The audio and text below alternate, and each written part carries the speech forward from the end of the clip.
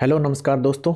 आपके साथ हाजिर है हम एक और नई वीडियो लेकर। और इस वीडियो में आज जो पेपर हुआ था सेकंड शिफ्ट का हमारा इंग्लिश का, उसके अंदर हम बात करेंगे राजस्थान के लिए कि किस तरह का आपके सामने पेपर रखा गया था, उसकी आंसर की क्या है। हम बिल्कुल स्टिक जानकारी आपको देंगे, जो कि हमेशा की तरह आप पिछली वीडियो भी चेक कर सकते हैं, आपको 100% सही दी गई थी। वो अलग बात है कि कुछ फेक पेरिट लगती है हर बार की तरह ही, लेकिन इस बार भी हम इसी तरह की जो हमारी आंसर की है वो देने का प्रयास करेंगे। तो चलिए दोस्तों, पहला सवाल देखते हैं हमारा क्या था। आपके सामने था 141 का कि जो कोनोट्स हैं उसका आपसे पूछा गया है क्या क्या पूछा गया, क्योंकि या दो तरह की बातें पूछी जाती हैं, या तो सेम मीनिंग पूछा जाता है या फिर उसका एंटोनियम पूछा जाता है। तो यहाँ क्या था, सेम मीनिंग बताया गया था कि इसका सेम मीनिंग क्या होना चाहिए। ठीक है दोस्तों, तो अगर हम 41 नंबर की बात करें तो इसका सेम मीनिंग होगा यहाँ पर इम्प्लाइज। ठीक है, इस बात का आप ध्यान रखें। आशा करता हूँ आप यही आंसर करके आएंगे हमें। उसके बाद था 142 नंबर क्वेश्चन। 142 नंबर क्वेश्चन में क्या कहा गया था कि choose the word which is most opposite. यहाँ पर आपको ध्यान रखना था कि क्या पूछा गया है, अपोजिट पूछा गया। ठीक है, किसका अपोजिट पूछा गया, इसका, कंजन का। ठीक है, तो यहाँ पर सेकंड फॉर्म है, ये भी बात ध्यान आप रखें। तो इसका अगर हम बात करें, जो हमारा 142 था उसका आपको आंसर करना था बी यानी इनडिफरेंट। ठीक है, क्योंकि ये तो इसके सिनोनिम में होते हैं। ठीक है ना, इसके क्या है, सिनोनिम है, ओपोजिट नहीं है। इनडिफरेंट इसका ओपोजिट होगा। ठीक है ना दोस्तों, इसका मतलब बहाना करना होता है डी का। आफ्टर दैट है 143 नंबर क्वेश्चन इन इंडियन। ये तो आपने उसके अंदर पैसेज के अंदर पढ़ लिया होगा कि इंडिया के अंदर जो है पारंपरिक रूप से अगर देखा जाए तो डॉक्टर को किस तरह से गाइडेड किया जाता है, mainly by which of the following. तो यहाँ पर था प्रोफेशनल एथिक्स। ठीक है, इनके द्वारा किया जाता था। ठीक है ना, 143 नंबर का। अगर हम बात करें 144 नंबर क्वेश्चन की, choose the one which best expresses the meaning of the given word. यहाँ बात थी इफ्यूज की। ठीक है, इसका अगर हम आंसर की बात करें, जो हमारा 144 नंबर क्वेश्चन है, तो उसका आंसर रहेगा आपका ऑप्शन डी। आंसर रहने वाला है इसका, डी रहेगा। ठीक है, आशा करता हूं आपने भी यही किया होगा। इसका सही आंसर डी होगा। ठीक है, इसका क्या पूछा है, बेस्ट एक्सप्रेसिव पूछा है। अच्छा, इसके साथ मिलता जुलता। ठीक है, जो इसका सेम उदाहरण प्रस्तुत करे। उसके बाद देखिए ये 145 नंबर, बढ़िया क्वेश्चन था आपके लिए। तो वो चेंज करनी थी। मैं हमेशा कहता हूं, जब भी आप मेरी वीडियो देखते हो तो मैं कहता हूं बी प्लस थर्ड फॉर्म होगी पेसिव वॉइस में अगर चेंज करना है, चेंज द वॉइस। ये एक्टिव वॉइस में है। कैसे पता चला, क्योंकि इसमें बी प्लस थर्ड फॉर्म कहीं पर भी नहीं है। ठीक है, बी प्लस थर्ड फॉर्म होती है तो ही पेसिव वॉइस कहलाती है। अब आपको क्या करना है, आंसर में देखना है कि बी प्लस थर्ड फॉर्म कहाँ है। ठीक है दोस्तों, क्या देखना है, बी प्लस थर्ड फॉर्म देखनी है। तो बी प्लस थर्ड फॉर्म इनमें देखो कहाँ है। ये बी प्लस थर्ड फॉर्म है क्या, यहाँ पर नहीं है, तो ये आंसर नहीं हो सकता। यहाँ पर बी प्लस थर्ड फॉर्म है क्या, नहीं है। बी की फॉर्म तो है, लेकिन यहाँ फिर क्या है, थर्ड फॉर्म नहीं है। देख सकते हो, B plus Y is the building bean, क्योंकि देखो इज और बीन, यहाँ बी, अगर ये बी आ गया फिर यहाँ थर्ड फॉर्म आ गया, लेकिन यहाँ देखो डिड है, यहाँ क्या है, डिड है। तो इस बात को भी आपको ध्यान रखना है। और पहली बात, इज के साथ तो आईएनजी आता है, वो भी यहाँ नहीं हो सकता। तो ये वैसे आंसर गलत हो गया। इज के साथ आईएनजी वाली वर्ब आती है तो आई नहीं है, यहाँ पर थर्ड फॉर्म आ गई, तो ये ऑटोमेटिक गलत हो गया। उसके बाद अगर हम बात करें तो डिड खुद का खुद कभी भी नहीं आता, क्योंकि बी प्लस थर्ड फॉर्म होगी तभी पेसिव वॉइस कहलाएगी, इसलिए तीसरा आंसर भी नहीं होगा। ये देखिए यहाँ पर बी प्लस थर्ड फॉर्म, ये बी की फॉर्म आ गई, और यहाँ पर ये देखिए बी प्लस थर्ड फॉर्म यहाँ पर आपको मिल गई, जो कि बिल्कुल सही तरह से। तो आंसर पढ़ने की आवश्यकता ही नहीं है, प्रश्न में क्या दे रखा है, बी प्लस थर्ड फॉर्म देखो और आंसर करो। ठीक है, और यही है, देख सकते हो आप, किसी में भी ऐसा नहीं है। यहाँ बी प्लस थर्ड फॉर्म तो है, लेकिन बी इज के साथ बीइंग लगता है और फिर थर्ड फॉर्म होती। ठीक है ना, ये बात ध्यान रखो। लेकिन यहाँ तो वैसे भी डिड है, सेकंड फॉर्म है, तो वाजवर लगता है। तो इसमें भी वाज नहीं था, इसमें भी वाज नहीं था, और इसमें भी वाज नहीं था, तो ये ऑटोमेटिक ही आंसर क्या है, सही हो जाता।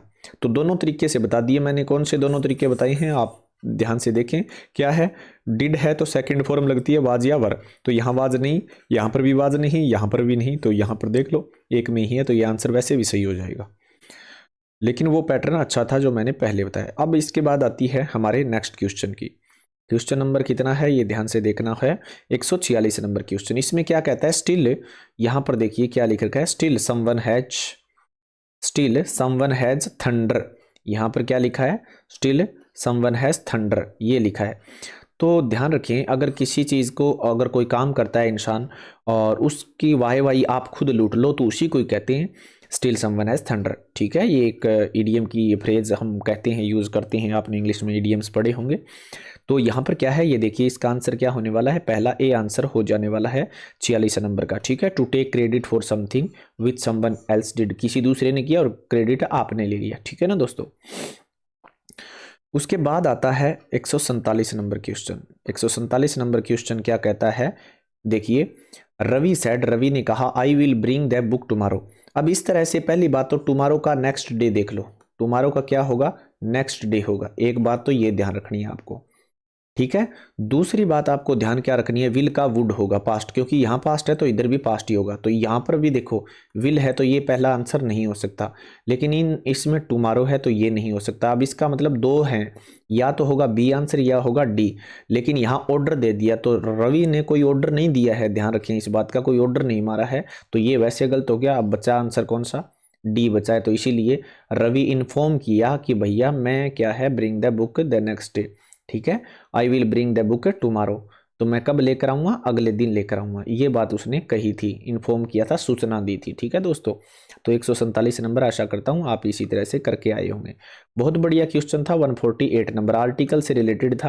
अब आपको कैसे करने हैं इनको, पहली बात, आप अगर एक मेरी बात ध्यान से सुने, आप उल्टा चलें, ऐसे सवालों में बड़े जल्दी हो जाते हैं। क्यों हो जाते हैं, देखो मिल्क लिख रखा है, अब दुनिया के दूध तो दुनिया में सभी जगह ही होता है और वो सभी हेल्थ के लिए बढ़िया होता है, तो यहाँ पर कोई आर्टिकल नहीं आएगा। यहाँ कब आता, अगर ये लिख देता ना मिल्क ऑफ आवर डेयरी, या ऑफ आ जाता मिल्क ऑफ आवर सोप लिख देता या डेयरी लिख देता, एक ही बात है, कोई चीज लिख लो, तब तो द आर्टिकल लग जाता, वरना कुछ नहीं लगेगा, चाहे पानी हो चाहे मिल्क हो कुछ ही हो, तो यहाँ कुछ नहीं लगेगा, तो नो आर्टिकल। तो अब एक बात देखनी है आपको कि जो चौथा है उसका क्या होगा, बी होगा। अब बी किस किस में है चौथे के साथ, यहाँ पर है, ये आंसर हो सकता है, यहाँ पर है, ये आंसर हो सकता है, ये नहीं हो सकता और ये भी नहीं हो सकता। ये कट हो गया कि नहीं हो गया। अब आंसर बचे आपके साथ ए और डी में से आंसर होना है। अब आप ही हैज गॉन फॉर, अब वो जा चुका है तो हॉलीडे, तो यहां पर क्या हो जाएगा, आर्टिकल ए आ जाएगा, ए हॉलीडे। ठीक है, ए हॉलीडे आ जाएगा। क्लियर हो गई मेरी बात। दूसरी बात, एक बात और सुन लो, चाहे पहले आप ये मिला लो, चाहे फिर पहले लास्ट वाला मिला लिया और अब पहला वाला देखो, राजधानी एक्सप्रेस ट्रेन, खुद ट्रेन का अगर ना ट्रेन आए ना, जितने भी ट्रांसपोर्ट के साधन हैं, जैसे कि हमारे ट्रांसपोर्ट के साधन है, चाहे ट्रेन है, चाहे कोई भी हो, चाहे वो एरोप्लेन है, अगर उनका नाम आएगा ना, उनका नाम आएगा तब हम आर्टिकल दे लगाएंगे, वो विशेष बन जाती है। राजधानी एक्सप्रेस नाम दे रखा है, ट्रेन नहीं है, ट्रेन का नाम दे रखा है, तो आर्टिकल दे लग जाएगा। तो पहले के साथ है क्या है, डी है। तो अब इसमें देखो इन दोनों में क्या है, पहले के साथ डी इसमें है, ये रहा पहले के साथ। ठीक है, लेकिन पहले के साथ इसमें डी नहीं है, तो ए भी कट हो गया। अब आंसर कौन सा बचा आपका, डी आंसर हो जाएगा। ठीक है, और अब बात आती है 149 नंबर क्वेश्चन की। 149 नंबर क्वेश्चन क्या कहता है वो देखो, bare minimum needed for survival. इसका आंसर क्या रहेगा 149 नंबर का, जो है वो हमारा डी आंसर रहेगा। ठीक है, उसके बाद आता है 150 नंबर, मेरे पिता ने मेरे लिए एक जोड़ी जूते खरीदे। तो यहाँ पर आपका आंसर, यहाँ पर ए आंसर रहने वाला है, ध्यान रखें बात। ठीक है, my father boat me a pair of shoes. यहाँ पर ये है इनडायरेक्ट, जो हमारा ये तो है, जो ए पेयर ऑफ शूज है ये डायरेक्ट ऑब्जेक्ट है और ये इनडायरेक्ट ऑब्जेक्ट है, ध्यान रखें इस बात का भी। ठीक है, मैंने बता दिया क्यों, ये जूते पहले पिताजी, इसके पिताजी ने क्या काम किया, पहले जूते खरीदे और फिर उन्होंने लिए। ठीक है, तो ये थी हमारी जो सेकंड शिफ्ट का पेपर था उसकी आंसर की इंग्लिश से रिलेटेड। आशा करता हूँ आपके लिए भी ये पेपर बेहतरीन गया होगा। धन्यवाद।